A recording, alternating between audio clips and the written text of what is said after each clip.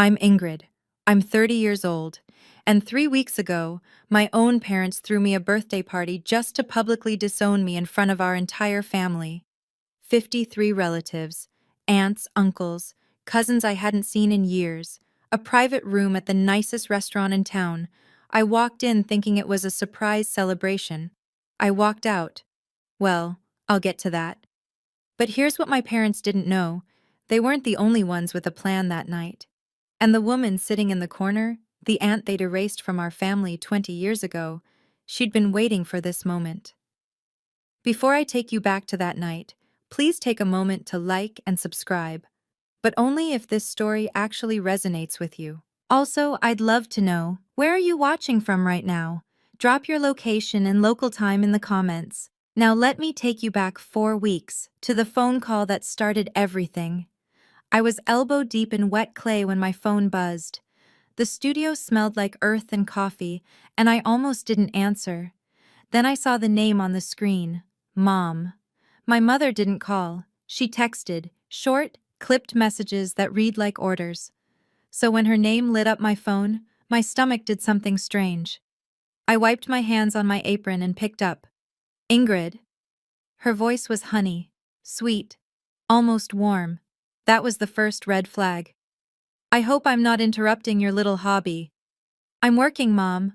What's going on? Your father and I have been talking. She paused, letting the words hang. It's time the family came together for your 30th birthday. I nearly dropped the phone. In 30 years, my mother had never once called my birthday special. Most years, she forgot entirely. On my 25th, I sat by the phone all day. No one called. Not her, not Dad, not Meredith. A family dinner? I heard myself say. For my birthday? The whole family wants to see you. Her tone sharpened just slightly. Don't be late. Saturday, 7 o'clock, the Sterling. The Sterling, the most expensive restaurant in town. The place where my parents announced Meredith's medical school acceptance. The place where they celebrated everything that mattered to them. I'll be there, I said. Good. Click. I stood in my studio, phone still pressed to my ear, listening to dead air. My hands were trembling, leaving clay fingerprints on the screen. Something felt off, but hope, that treacherous, stubborn thing, whispered in the back of my mind. Maybe they've changed. Maybe this time will be different. I should have listened to my gut instead. 2 days later, Meredith showed up at my studio. She never visited. Not once in the 3 years since I'd opened this place. But there she was, standing in my doorway in her pristine white coat, looking around like she'd stepped into a foreign country. Cute space, she said. It wasn't a compliment. What do you want, Meredith?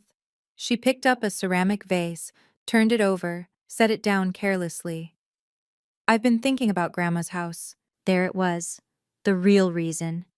The beach house isn't for sale. It's just sitting there, Ingrid. She finally looked at me. Empty, while my clinic is drowning in debt. Grandma left it to me. That was her decision. Meredith's jaw tightened. Grandma's dead. She doesn't need a beach house. But I need capital. The family needs that money. I set down my sculpting tool, carefully, slowly. That house is where Grandma taught me to make my first pot.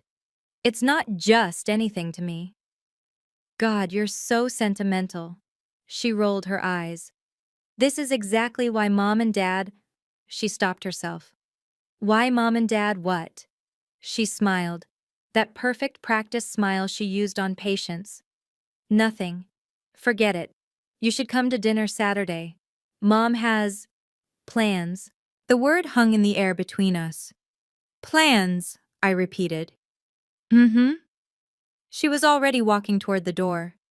See you there, sis. Wear something nice. The whole family will be watching. The door clicked shut behind her. I stood frozen among my pottery wheels and half-finished pieces, her words echoing in my head. The whole family will be watching. Plans. What exactly had I agreed to? That night, I couldn't sleep. I kept thinking about the beach house. About Grandma. Her name was Rosemary. Rosemary Harmon. And she was the only person in my family who ever made me feel like I was enough. I was 15 the first summer she took me to that house. My parents had shipped me off. Too difficult, they said. Needs discipline. And I arrived angry, sullen, ready to hate everything. But Grandma didn't try to fix me, she just handed me a lump of clay. Your hands create, Ingrid. She guided my fingers on the pottery wheel, her voice soft over the sound of the ocean outside. That's a gift your mother will never understand. It was the first time anyone had called anything about me a gift. Not a problem, not a disappointment. A gift. Every summer after that, I went back. We made pottery together, walked the beach at sunrise, talked about everything and nothing. She came to my first exhibition when I was 22, the only family member who showed up. She sat in the front row, tears in her eyes, clapping so hard her hands turned red. 6 months ago, she died in her sleep. Peaceful, they said. Like she just decided it was time. She left me the beach house. And a small wooden box I hadn't been able to open yet. The night before the dinner, I finally understood what I'd lost when she died. It wasn't just her. It was my only proof that I was lovable, my only witness. Without Grandma, I had no one in that family who saw me. Not really, or so I thought. I had no idea that someone else had been watching all along. The pressure started 3 days before the dinner. First, it was subtle. A text from my cousin Emma. "Hey, heard you might be selling the beach house? That's so generous of you." I wasn't selling anything. Who told her that? Then Dad called. His voice was ice. "Your mother is very upset, Ingrid." I gripped the phone tighter. "About what?" "The house. You know about what." He sighed. That long, disappointed sigh I'd heard my whole life. "We gave you everything. We supported your artistic pursuits, even when they embarrassed us. And now, when the family needs you, you refuse to help." "Grandma left it to me, Dad. In her will. That was her choice." "Wills can be contested." His voice dropped, cold and deliberate. "Loyalty to family shouldn't have to be." The threat hung in the air between us. I felt my chest tighten. Was I being selfish? The question had haunted me for weeks. Meredith's clinic was struggling, I knew that much. My parents had poured money into her education, her career, and here I was, sitting on a property worth over $1 million. But every time I considered giving in, I heard Grandma's voice. "Promise me, sweetheart, never let them make you small." "If you really cared about this family," Dad continued, "you'd do the right thing. Come to dinner. We'll discuss it like adults. And if I don't agree to sell?" Silence. Then I suppose we'll know where your priorities lie." He hung up. I sat in the dark for a long time that night, doing the math. If I sold the house, I'd lose the last piece of her. If I kept it, I'd lose them. But somewhere deep down, a voice whispered, "Have you ever really had them?" The night before the dinner, I pulled out the dress. It was teal silk, floor length, with delicate silver beading along the neckline. Grandma had given it to me for my 21st birthday. "For when you need to feel powerful," she'd said. I hadn't worn it since her funeral. I laid it across my bed and stared at it, trying to convince myself that tomorrow would be fine, that my parents genuinely wanted to celebrate me, that Meredith's comment about plans meant nothing. My phone buzzed. Unknown number. The message was short. "Don't go tomorrow. It's not what you think." My heart stopped. I typed back, "Who is this?" 3 dots appeared. Then nothing. When I tried to call, the number was already disconnected. I sat on the edge of my bed, phone in hand, pulse racing. A prank? A wrong number? Or something else? My eyes drifted to the wooden box on my nightstand. Grandma's box. The one I'd been too afraid to open. Slowly, I lifted the lid. Inside was a handwritten letter, folded neatly, and beneath it an old photograph. 2 young women standing arm in arm, laughing. One was clearly my mother, decades younger. The other, I didn't recognize. I unfolded the letter. Grandma's handwriting. Shaky, but legible. My dearest Ingrid. I couldn't read it. Not yet. If I read it tonight, I'd lose whatever courage I had left. I needed to believe, just for one more day, that my parents might actually love me. I tucked the letter into my purse, just in case. Then I hung the teal dress on my door and tried to sleep. Tomorrow, everything would change. I just didn't know how much. The Sterling looked different at night. Crystal chandeliers, white tablecloths, the kind of quiet that costs money. I'd only been here twice before, both times for Meredith. The hostess smiled when I gave my name. Ah, yes, the Spencer party. Right this way. She led me down a corridor lined with oil paintings, past the main dining room, through a set of heavy oak doors. Your private room, she said, and opened them. 53 faces turned to look at me. I froze in the doorway. Aunts, uncles, cousins I hadn't seen since childhood. Great-aunts I'd forgotten existed. Second cousins I couldn't name. They filled a massive U-shaped table that dominated the room, all of them dressed in their Sunday best, all of them staring. My heart hammered. This was a surprise party. It had to be. All these people gathered for me. But there were no balloons, no streamers, no cake. No one shouted happy birthday. Just silence. And staring. I spotted my parents at the head of the table. Mom wore pearls. Dad wore his surgeon's face, blank, clinical. Meredith sat beside them, unable to meet my eyes. And in the center of the U, directly facing the entrance, was a single, empty chair. For me.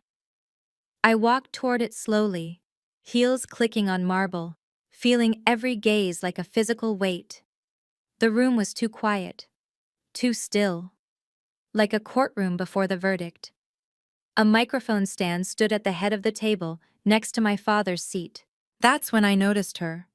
A woman in the far corner, gray-streaked hair, watching me with an expression I couldn't read. She looked familiar somehow, and worried.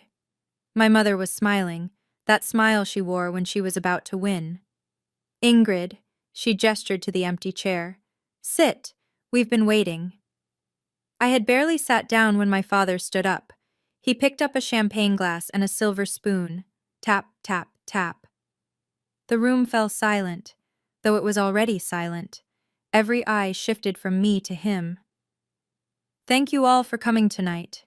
His voice carried like he was addressing a surgical theater.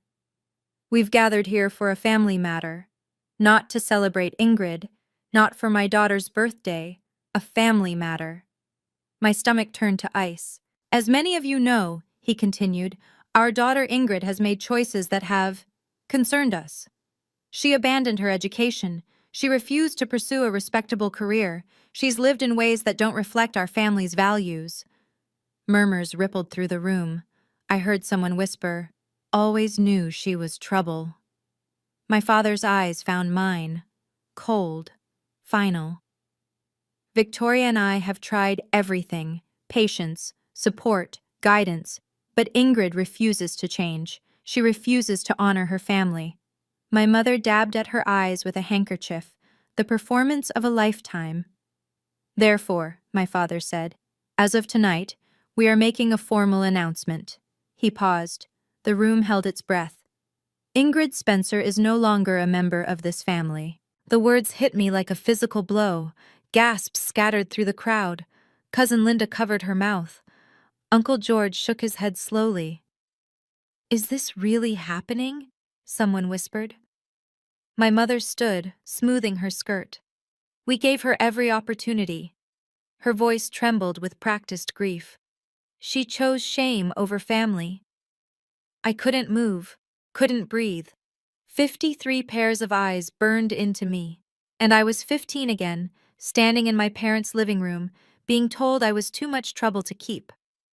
Then my mother reached into her purse and pulled out a folded piece of paper.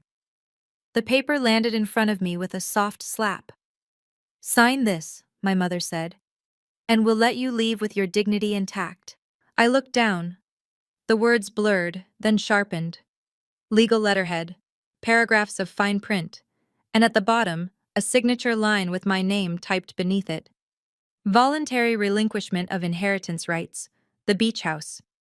This was about the beach house. It had always been about the beach house. Everything clicked into place. The surprise invitation, the family matter. 53 witnesses assembled in their Sunday best. They hadn't gathered everyone to disown me. They'd gathered everyone to pressure me into signing away Grandma's house. The disownment was just leverage, theater designed to break me. You planned this, I breathed. We planned an intervention, my mother corrected smoothly, for your own good. I spotted a man in a gray suit near the door, Mr. Thornton, our family's lawyer. He was already holding a notary stamp, ready to make everything official. My mother leaned closer, her perfume suffocating. 53 witnesses, Ingrid. Your grandmother's lawyer won't be able to argue with that kind of family consensus. She tapped the paper with one manicured nail. Sign. Walk away quietly. This doesn't have to be harder than it already is. The room waited.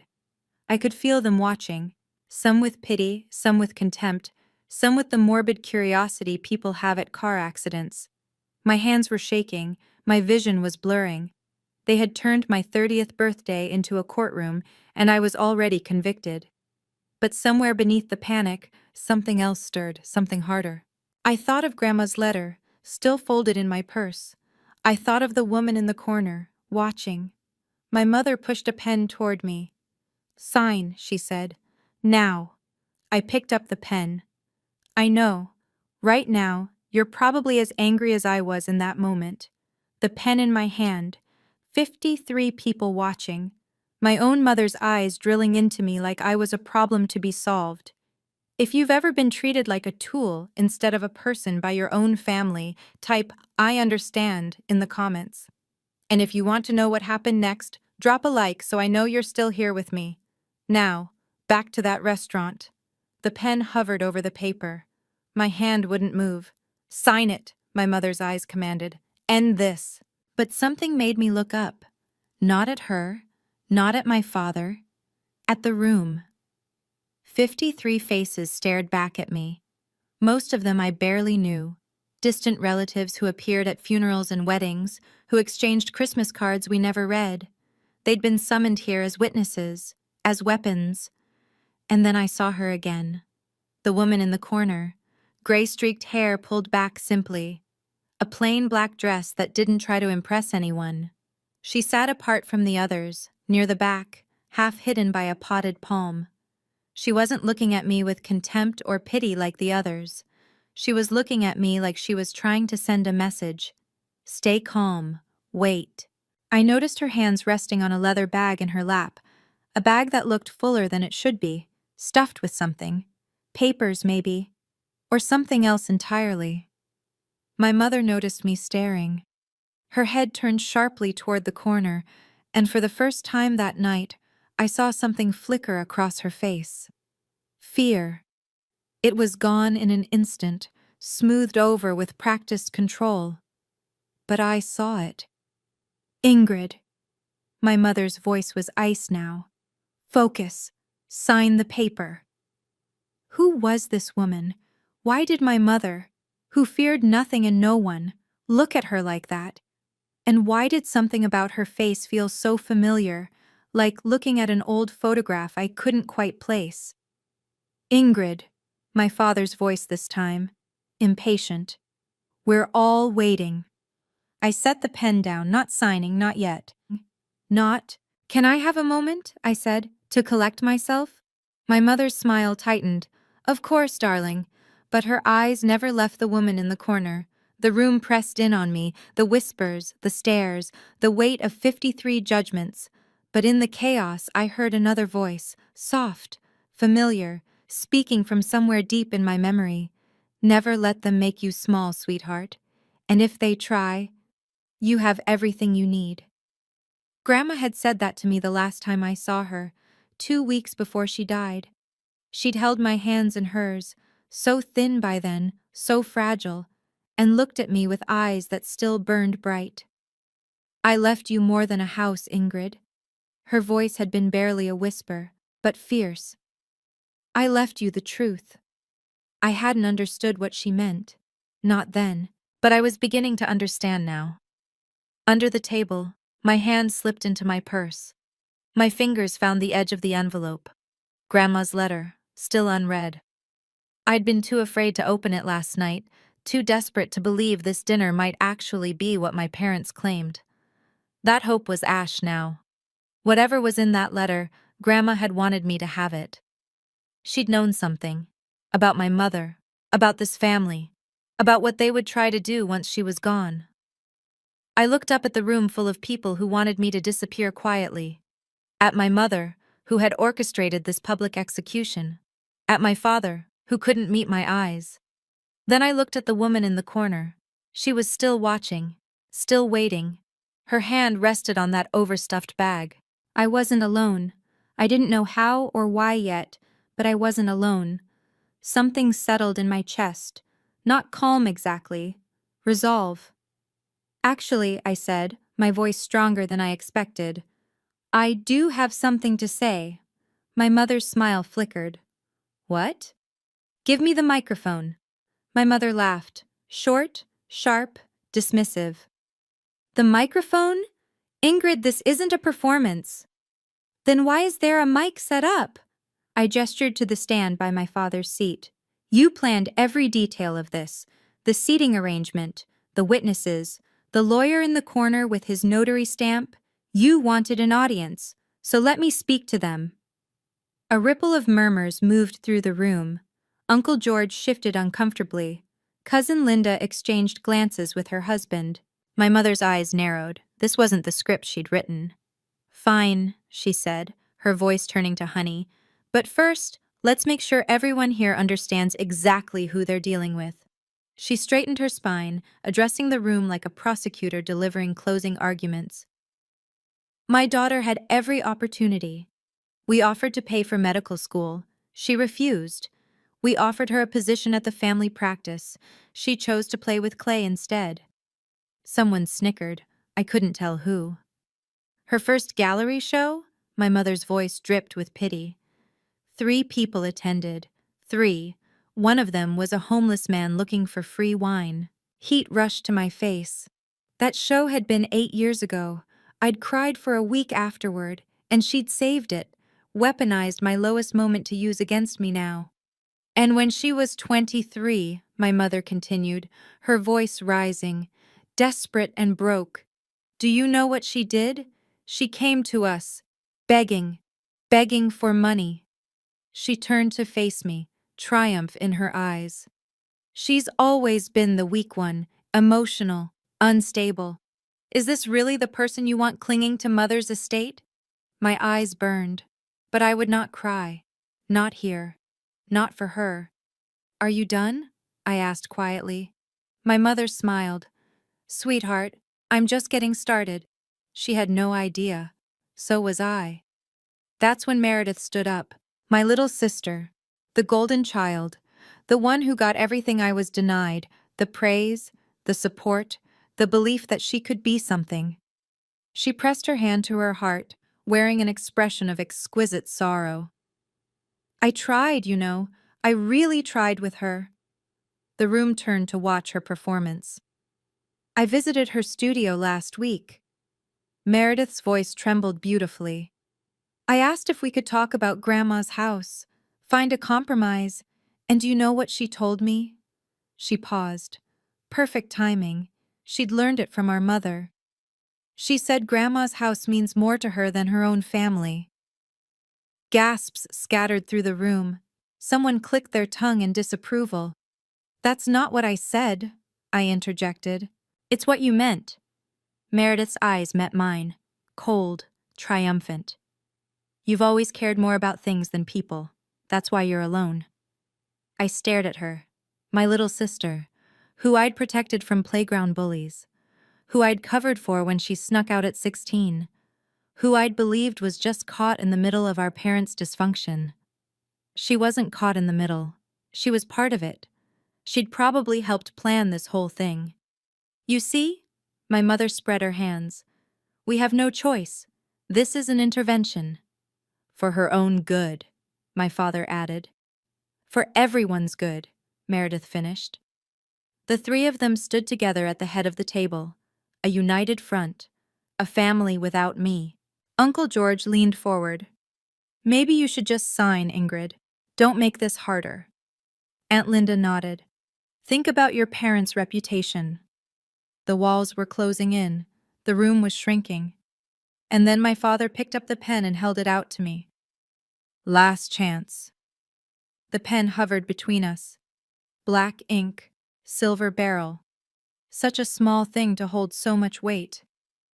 Sign it, my mother said, or walk out that door and never speak to any of us again. 53 people held their breath. I could hear the soft clink of ice in water glasses, the distant hum of the restaurant kitchen, someone's watch ticking. I looked at the paper, the legal jargon blurred together, but I understood enough. My signature would give them the house, Grandma's house, the only place I'd ever felt like myself. I looked at my parents. No love in their eyes, no regret, just impatience. They wanted this over. I looked at Meredith. She was biting her lip, trying to look sad.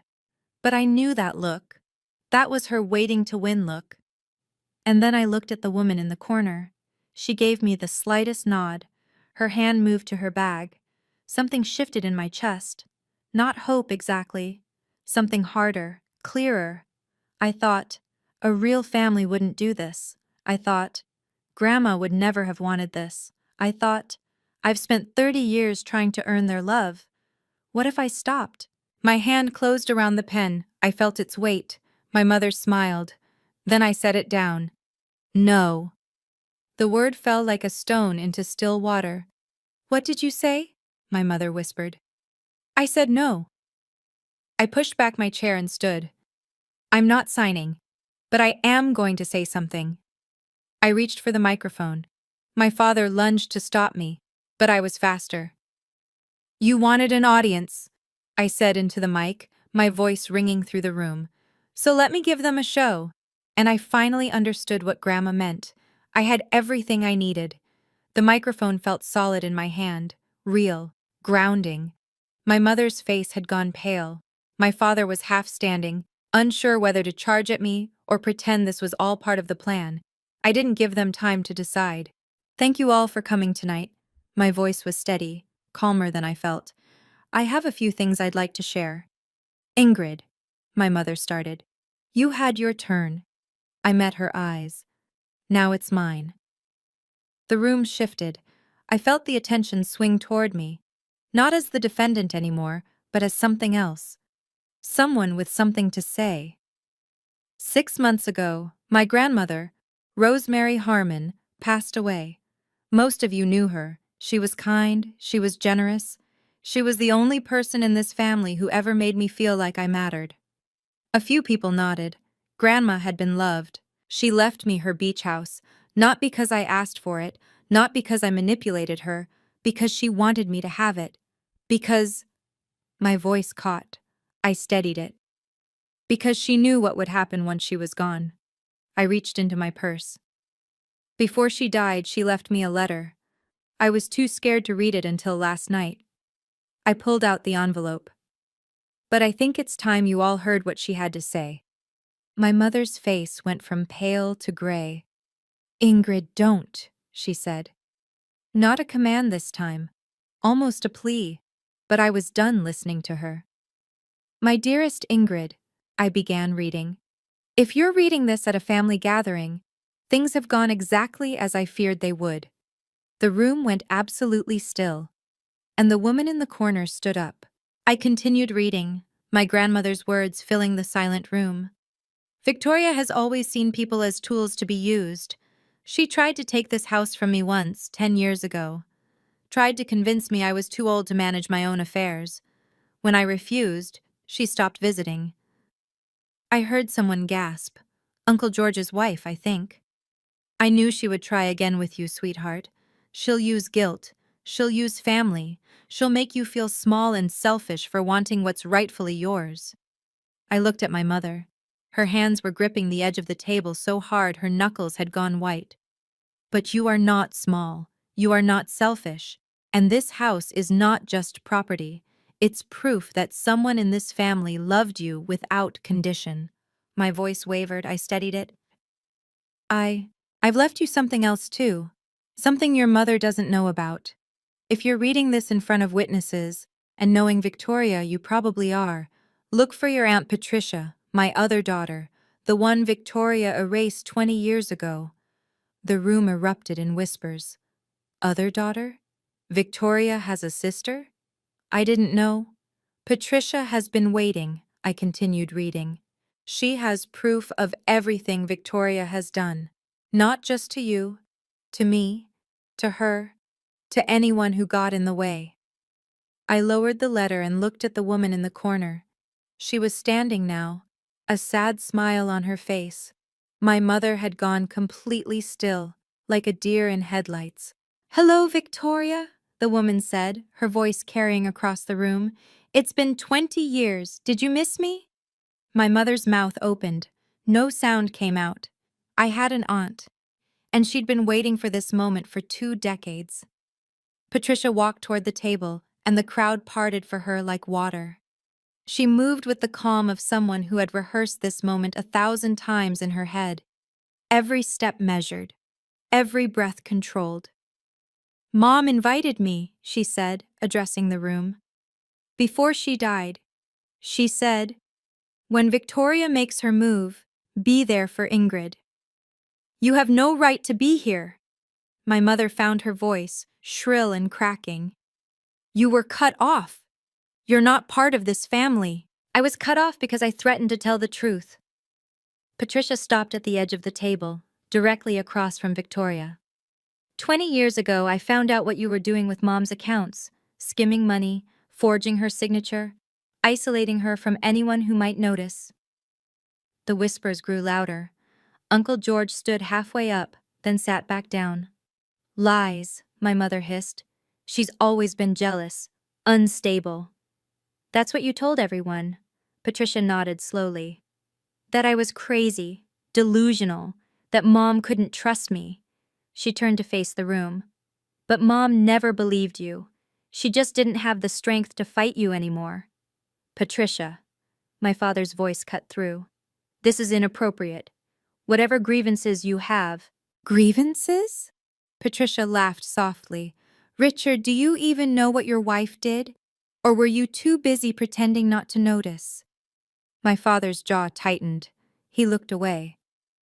"I didn't come here to rehash ancient history," Patricia said. "I came because Mom asked me to, because she knew Victoria would do to Ingrid exactly what she did to me, what she tried to do to her." She reached into her bag and pulled out her phone. "And because," she said quietly, "I have proof." Patricia held up her phone like evidence in a courtroom. "Before Mom passed, she gave me one last task." Her voice was steady, carrying across the silent room. "She knew Victoria would make a move on Ingrid eventually. She just didn't know when." My mother's face had gone gray. "Patricia, whatever you think you have." 3 months before she died, Mom installed a voice-activated recorder in her living room. Patricia's eyes never left Victoria's. She told me where to find it, told me to wait until Victoria showed her hand. She pressed play. The first voice was my mother's, crystal clear. "We'll do it at her birthday dinner. Maximum witnesses. Maximum pressure." My father's voice next. "And if she refuses to sign?" "She won't refuse." My mother again, confident, cruel. "She's always been the weak one. This will be easy. One public shaming, and she'll fold like she always does." Then Meredith. "What if she makes a scene?" "Let her." My mother laughed. 53 witnesses watching her have a meltdown? That only helps our case. We can say she's unstable, contest the will on those grounds. Patricia paused the recording. The room was frozen. I could hear someone's sharp intake of breath. Uncle George had his hand over his mouth. "There's more," Patricia said quietly. 20 minutes of it. Every detail of tonight's plan. including how you'd use all of them. She gestured to the assembled relatives, as props in your little theater. That recording was obtained without consent, my mother hissed, grasping at straws. Single-party consent state. Patricia's voice was calm. Mom was in her own home. It's admissible anywhere. The silence stretched. Then Uncle George spoke, his voice heavy. Victoria, what have you done? My mother had no answer. Now I know what you might be wondering. Why did Patricia help? Why wait 20 years? The answer is simple. Sometimes the people who save us are the ones who've walked the same path first. Patricia knew what it felt like to be erased by my mother. She wasn't about to let it happen again. Have you ever had someone like that in your life? Type yes in the comments if you have. And if you want to see how my mother reacted to being exposed, stay with me. The best part is coming. The room was still reeling when I picked up the microphone again. Not to attack, not to gloat, just to be clear. Mom, Dad. I looked at them directly. You wanted to disown me tonight? Consider it done. My mother opened her mouth to interrupt. But not on your terms, I continued. On mine. I turned to face the room, all 53 witnesses my parents had so carefully assembled. I will not sign that paper. Not tonight. Not ever. My voice was steady now, steadier than I'd ever heard it. The beach house was left to me by my grandmother, legally and rightfully. Her will was clear. Her intentions were documented. I looked directly at Mr. Thornton, the lawyer still clutching his useless notary stamp in the corner. And for the record, Grandma's will includes a protective clause. Any document signed under duress or coercion is automatically void. I gestured around the room. Your 53 witnesses? They just watched you attempt to coerce me. On camera. I pointed to the Sterling security dome in the ceiling. In a restaurant with surveillance. Mr. Thornton's face went pale. He quietly slipped the notary stamp back into his briefcase. That clause also states that any family member who attempts to contest the will through manipulation forfeits their own inheritance from the estate. I let that sink in, watched my mother's jaw tighten, watched my father's face drain of color. So by all means, Mom, contest it. See what you have left when you're done. Silence. Absolute silence. And one more thing. I set down the microphone with a soft thunk. I didn't bring shame to this family. I brought inconvenience. There's a difference. I chose to live my life instead of performing in yours. That's not a crime. It's called growing up. I looked at my father. He wouldn't meet my eyes. I looked at Meredith. She was crying now, though I couldn't tell if it was shame or self-pity. I'm leaving now, I said. Anyone who wants to join me is welcome. I turned toward the door, and I didn't look back. I was 3 steps from the door when my mother lost control. This is ridiculous! Her voice cracked like a whip. Patricia has always been jealous, a liar. She was never stable. Victoria. Uncle George's voice cut through, heavy, disappointed. Stop. My mother wheeled on him. George, you can't possibly believe. We all heard the recording. He stood slowly, his chair scraping against the marble floor. We heard you planning this, planning to humiliate your own daughter for money. For Meredith's clinic, for the family. For yourself. Aunt Linda rose to stand beside her husband. It's always been for yourself, Victoria. We just didn't want to see it. The dam broke. Voices erupted from around the table. I can't believe we came here for this. 20 years you said Patricia was crazy. Poor Rosemary. She must have known all along. My mother spun in circles, trying to address each accusation, each desertion. But they kept coming. My father remained frozen in his seat, staring at the tablecloth like it held the answers to everything that had gone wrong. He didn't defend her. He didn't defend himself. He just sat there. Meredith had her head in her hands, mascara running down her cheeks. This wasn't supposed to happen, I heard her whisper. This wasn't the plan. The plan failed. Patricia's voice was gentle, almost pitying. They usually do when they're built on cruelty. People were standing now, gathering their coats, heading for the door. "Where are you going?" my mother demanded. "We're not finished." But they were finished. With her. With this. "Ingrid," her voice turned desperate. "Ingrid, wait. We can talk about this." I stopped at the door. "No, Mom," I said quietly. "We really can't." And I walked out. The night air hit my face like a blessing. Cool, clean, free. I stood on the sidewalk outside the Sterling, my heart pounding, my hands still trembling. But I was smiling. I couldn't help it. I was actually smiling. "Ingrid, wait!" I turned. 3 figures were hurrying out the restaurant door. Young faces, worried faces. Emma, Tyler, and Lily, my younger cousins. Emma reached me first, slightly out of breath. "Can we come with you?" I blinked. "What?" "We don't want to stay in there." Tyler jerked his thumb back toward the restaurant. That was insane. What they tried to do to you." Lily nodded vigorously. She was only 19, the youngest of the 3. "My mom always said I should be more like Meredith, but I think—" She hesitated, then squared her shoulders. "I think I'd rather be like you."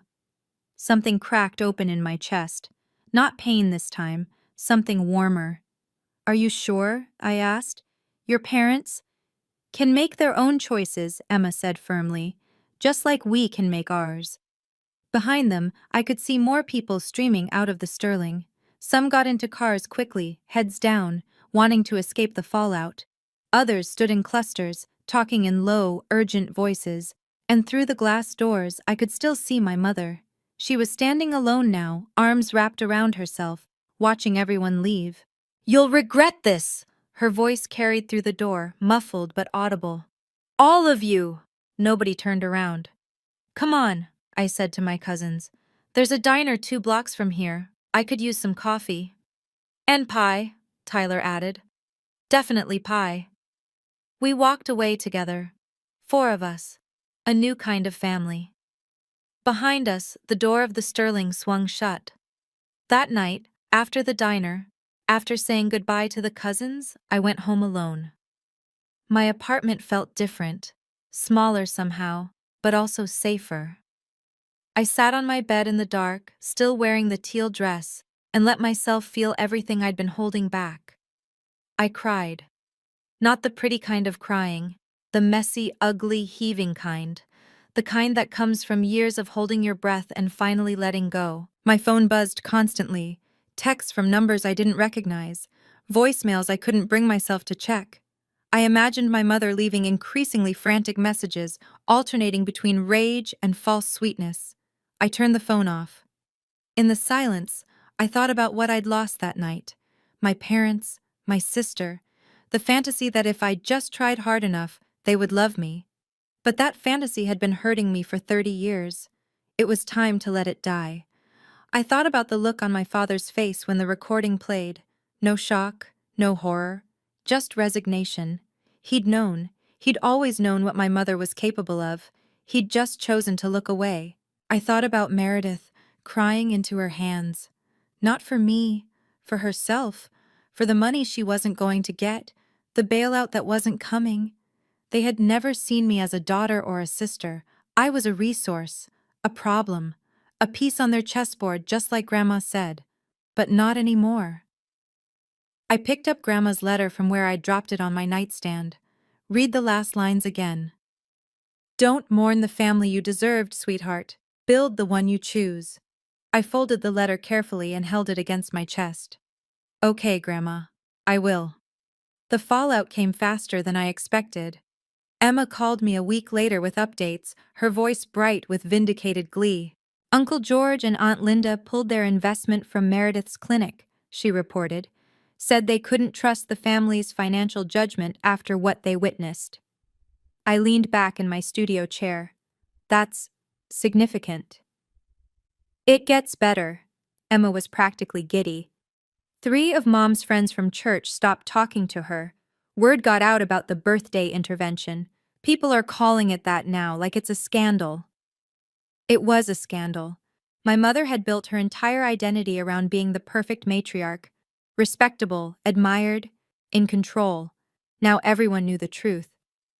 And your dad? I asked carefully. Dropped out of the golf club. Emma's voice softened.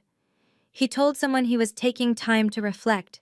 I think that's code for too embarrassed to show his face. A week after that, Meredith called me. I almost didn't answer. You ruined everything. Her voice was raw, broken. My clinic might have to close now. I closed my eyes. That's not my burden to carry, Meredith. It never was. It's a family burden. No, it was a Meredith burden that you tried to make mine. There's a difference. Silence on the line. Then, I can't believe you did this to us. I didn't do anything to you. I kept my voice steady. I just refused to let you do it to me. She hung up without another word. I set my phone down and looked around my studio, at the pottery wheels, the half-finished pieces, the life I'd built despite everything they'd said about me, the life I was finally free to live. Patricia and I met for coffee on a rainy Tuesday. She looked different in daylight, softer, less like a secret weapon, and more like what she was, a woman who'd spent 20 years carrying a heavy truth. I owe you an explanation, she said, wrapping her hands around her mug, about what happened, why I disappeared. I'd like that. She took a deep breath. 20 years ago, I found receipts, bank statements. Your mother had been siphoning money from Mom's accounts for years, small amounts at first, then bigger. When I confronted her, Patricia paused. She didn't deny it. She just smiled and said, "Who's going to believe you?" I felt sick. And no one did. No one wanted to. Victoria was the successful one, the doctor, the golden child. Patricia laughed bitterly. Sound familiar? Meredith. History repeating. She nodded. When I threatened to go to the police, Victoria told everyone I was having a breakdown, paranoid delusions. She even got a family friend, a psychiatrist, to suggest I needed rest. By the time I could defend myself, I was already the crazy sister. But Grandma knew. Grandma always knew. Patricia's eyes glistened. She just didn't have the strength to fight Victoria anymore. So she planned, she waited, she set things up so that when Victoria finally made her move on you, I'd be there. 20 years of waiting, I murmured. That's a long time. It was. Patricia reached across the table and squeezed my hand. But you were worth it. Mom thought so. And now I know why. We sat in comfortable silence, rain streaking down the windows. Your mother doesn't hate you, Ingrid, Patricia finally said. She fears you, because you're the one thing she couldn't control. I let that truth settle into my bones. 1 month later, I stood on the deck of Grandma's beach house, watching the sun set over the water. The house was exactly as she'd left it. Faded floral curtains, mismatched pottery on every shelf, some hers, some mine, all made with love. The smell of salt air and old wood and something indefinable that just felt like her. I'd been here 3 times since the dinner. Each time it hurt a little less. This time, it almost felt like coming home. I'd started teaching pottery classes on weekends. Nothing fancy, just a folding table on the deck, a portable wheel, and whoever wanted to learn. Emma came to the first one, Lily to the second. Tyler showed up last week, sheepish, claiming he was just curious. Patricia visited every Sunday for dinner. We were building something neither of us had expected. A family, small, imperfect, chosen. My phone buzzed. A text from Emma. Lily wants to know if you're doing a class tomorrow. She's bringing a friend. I smiled and typed back. Always room for more. I leaned against the deck railing and thought about Grandma. About her standing in this exact spot, watching the same ocean, making the same choice every day to hold on to what mattered. She'd given me more than a house. She'd given me proof that love didn't have to be earned through obedience, that belonging didn't require losing yourself. Thank you, I whispered to the wind. The waves crashed below, steady and eternal. Somewhere out there, my parents were still spinning their stories, rewriting history, pretending they were the victims. But I wasn't listening anymore. I had pottery to make, students to teach, a life to live. And for the first time in 30 years, I was exactly where I belonged. The call came on a Thursday morning. I was trimming a vase when my phone lit up with a name I'd blocked twice already. Mom. I hesitated. Then, for reasons I still don't fully understand, I answered. Ingrid. Her voice was different, quieter, but still sharp underneath. Your father is reconsidering his will. No, hello. No, how are you? Just straight to leverage. I see. If you apologize publicly and sign over the beach house, we might reconsider your place in the family. I set down my trimming tool, looked out the window at the ocean. Mom, I said slowly, I'm going to say this once. I'm listening. I don't need your will. I have everything I need. I don't need your approval. I've learned to live without it. And I don't need a place in a family that treats love like a transaction. Silence on the line. You'll regret this, she said finally. When you're old and alone, I'm not alone. I thought of Patricia, Emma, Tyler, Lily, the students who came every weekend to learn. I have family, real family. They just don't share your name. I could hear her breathing, sharp, angry. But Mom, I paused, surprised by what I was about to say. If you ever want a real relationship, not control, not obedience, just honesty, my door is open. Those are my terms. The silence stretched. Goodbye, Ingrid. Click. I stared at my phone for a long moment. Then I set it down, picked up my trimming tool, and went back to my vase. She never called again. I kept my door open anyway, not because I expected her to walk through it, but because I refused to become her. Some boundaries are walls. Others are invitations. I chose the second. So that's my story. On my 30th birthday, my parents tried to publicly disown me in front of 53 relatives. They thought shame would make me small. They thought pressure would make me break. They were wrong. If you're watching this and you recognize your family in mine, I'm sorry. I'm so sorry you know what this feels like. The constant second-guessing, the hunger for approval that never comes, the way you twist yourself into smaller and smaller shapes, hoping that this time, this version of you will finally be enough. It won't be, because the problem was never you. I want you to know something. You are allowed to set boundaries. You are allowed to walk away. You are allowed to choose who deserves a place in your life and who doesn't. Blood doesn't equal family. Shared history doesn't equal love. And staying silent while people hurt you isn't loyalty. It's self-destruction. My 30th birthday was supposed to be my lowest moment. Instead, it became my turning point. The night I stopped asking permission to exist. The night I learned that the people who try hardest to make you small are usually the ones most afraid of what you'll become. 3 weeks later, I'm standing in my grandmother's house, building a life she would have been proud of. Teaching, creating, learning how to take up space without apologizing for it. It's not easy. Some days it still hurts. But I wouldn't trade this pain for the old numbness. Not for anything. They wanted to make me small. Instead, they showed me exactly how big I needed to become.